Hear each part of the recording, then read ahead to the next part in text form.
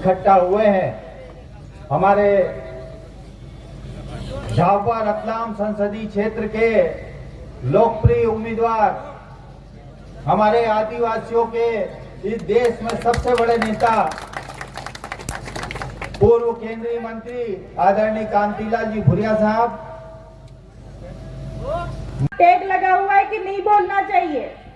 जैसे बीजेपी वाले कहते हैं कि राम राम बोलते ही हम बीजेपी के हो जाते हैं, वैसे जोहार बोलते ही हम बाप के हो जाते हैं। ऐसा होता है भाई साहब? नहीं होता है ना?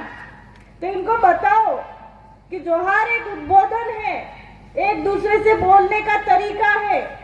उसको राजनीति से मत जोड़ो, और आपका राजनीति से जोड़ने का नतीजा हमारे क्षेत्र को भुगतना पड़ रहा है।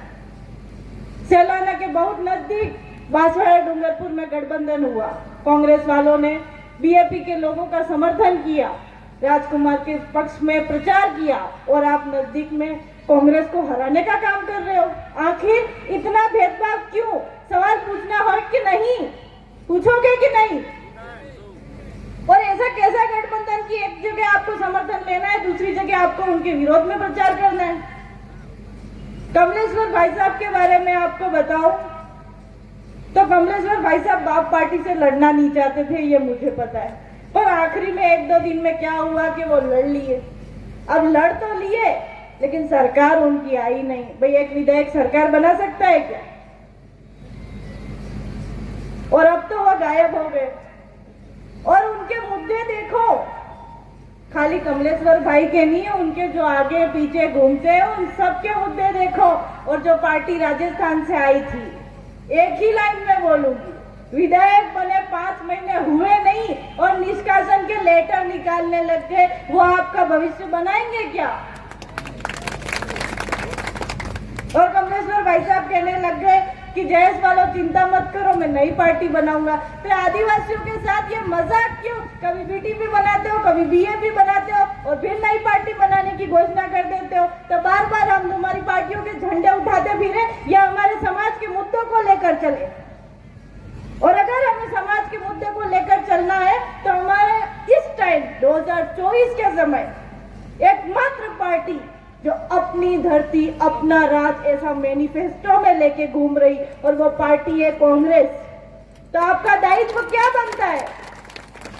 क्या बनता है आपका दायित्व? कांग्रेस को वोट दोगे या नहीं?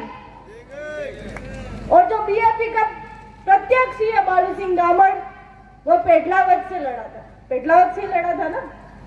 17,000 वोट, वो 2.5-3 लाख वोटों में से लाया है, और वो सोच रहा 20 लाख वोटों में मैं जीत जाऊं। होता है ऐसा? तो हमारे प्रत्याशी, हमारा समाज का एकमात्र एक नेता हमारे समाज के वो नहीं है, लेकिन कोई मंच राहुल गांधी जी ने ऐसा नहीं छोड़ा, कोई भी मंच पिछले 1 साल में जहां उन्होंने आदिवासी शब्द का उल्लेख नहीं किया, जहां उन्होंने नहीं कहा कि आदिवासी समाज इस देश का मालिक है, जहां उन्होंने नहीं कहा कि जल जंगल जमीन का असली मालिक कौन है? आदिवासी है। जब वो नेता बार बार चिल्ला के कह रहा है कि ये बीजेपी वाले आपके जल जंगल जमीन को खा लेंगे, ये बीजेपी वाले आपको वनवासी बनाकर छोड़ेंगे, ये बीजेपी वाले आपको केवल जनजाति तक सीमित रखेंगे, फिर भी हम इनको वोट देके बीजेपी वालों को जिताने के लिए क्यों तैयार हैं? गलती दोहराओगे क्या? तो हमारे सामने बीएपी को वोट देने का इस झाबुआ रतलाम अलीराजपुर सीट पे कोई विकल्प नहीं है। हमें हमारा वोट नहीं बिगाड़ना है। और आप आपके रिश्तेदारों पे, घर में, दोस्तों को, सभी को कहोगे कि जो गलती हम विधानसभा में कर चुके हैं, ये गलती हम दोहरा नहीं रहे हैं। तो कोई भी आपके पास आए बहला फुसलाने के लिए, तो आप उनकी बातों में नहीं आओगे। ऐसा एक दूसरे को फोन करके कहोगे कि नहीं कहोगे? और बीजेपी वाले, मोहन यादव जी जो पर्ची वाले मुख्यमंत्री हैं, हमारे राजस्थान में भी पर्ची वाले ही मुख्यमंत्री हैं, आपके मध्य प्रदेश में भी पर्ची वाले मुख्यमंत्री हैं। और पर्ची वाले मुख्यमंत्री जी ऐसे माइक में बोल जाते हैं कुछ उटपटांग, कभी डाका डालने की बात करते हैं, कभी फोकट का राशन। तो उनको बता दो, नहीं चाहिए हमको फोकट का राशन। और प्रत्याशी अनीता जी, जब मुख्यमंत्री जी हमारे आदिवासियों का मजाक बनाते हैं, तब ऐसे ऐसे तालियां बजाती। देखा कि नहीं देखा वीडियो में? देखा कि नहीं देखा? अरे मैडम को ये नहीं पता चल रहा है कि मुख्यमंत्री जी हमारे समाज की बेइज्जती कर रही है। वो मैडम जीतने के बाद क्या हमारे समाज को लेकर चलेगी? संभव ही नहीं है। और मंत्री साहब, उनका भी एक वीडियो देखा जिनमें वो कहते हैं कि विक्रांत भूरिया को तो मैं देख लूंगा। अरे मंचों पर एक दूसरे को देखने की धमकी वो दे रहे हैं, तो जीतने के बाद वो क्या करेंगे? क्या आपका कोई उत्थान वो करेंगे? करेंगे लगता है आपको? नहीं लगता हो तो बता दो। बाकी उनके बारे में तो मैंने कई किस्से सुने हैं।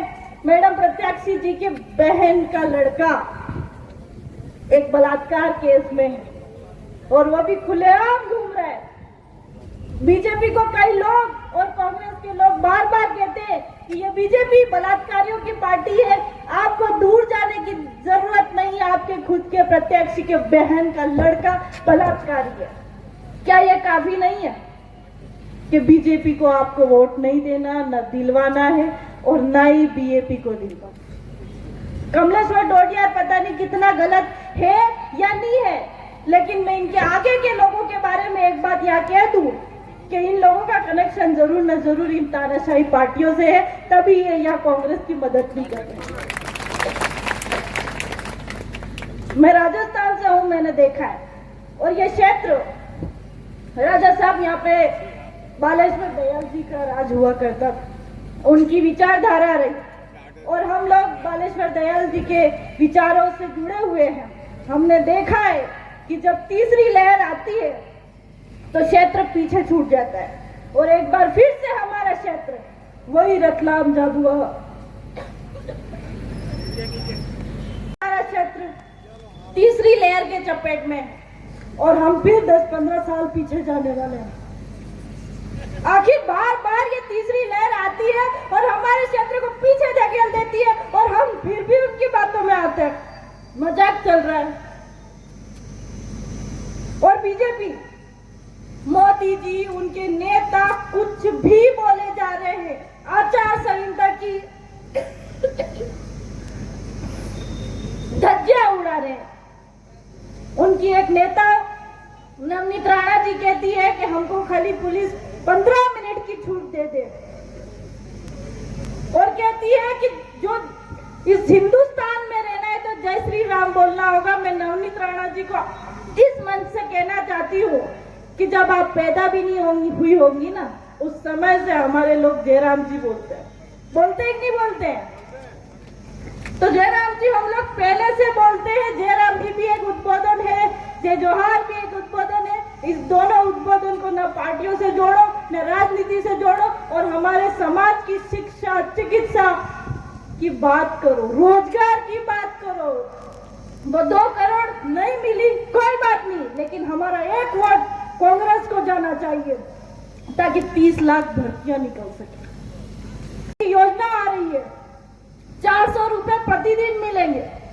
આપણે મન કા કે લો યાર આમ સુરત અમદાવાદ થઈ રહી કે આપણે કોઈ સોવા પડાવતા નહીં એમ જ થઈ રહ્યું, પલાયન થાય નહીં થાય।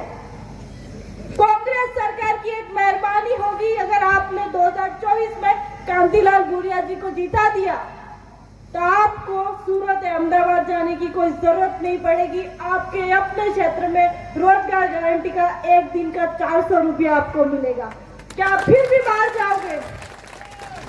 राहुल गांधी जी ने इस क्षेत्र की पलायन की समस्या को खत्म करने का काम किया और पलायन खत्म हो जाएगा तो माँ बाप घर पे रहेंगे, बच्चों की पढ़ाई पे ध्यान देंगे, तो हमारी शिक्षा का स्तर ऑटोमेटिक ऊपर जाएगा कि नहीं जाएगा?